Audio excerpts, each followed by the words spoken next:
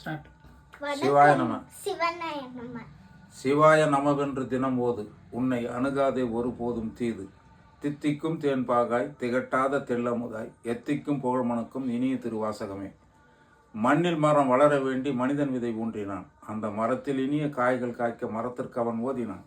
காய்த்த காய்கள் கனியாக மண்ணு என்ன செய்யுது? காரம், உவர்ப்பு, புளிப்பு, இனிப்பு, கசப்பு என்ற சுவைகளை கலந்துதானே மண்ணு என்ற பெயராக விளங்குது.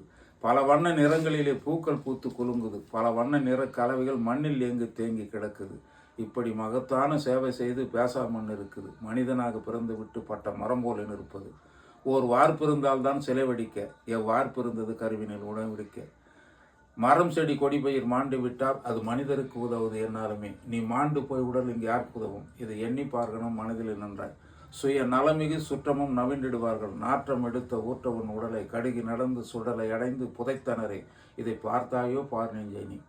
பட்டினத்தடிகளாருடைய பொன்மொழிகள். பெற்றோர் வைத்த பெயரும் மாறி பிணம் என்று ஆகுதே. நீ விரும்பி அணிந்த துணியும் கூட கந்தல் என்று போகுதே. பாடுபட்டு சேர்த்த சொத்து வாரிசுடம் சேருது. கூடி வாழ்ந்த மனைவியும் கூடவேவா சாகுது. சிவாய நம. இதை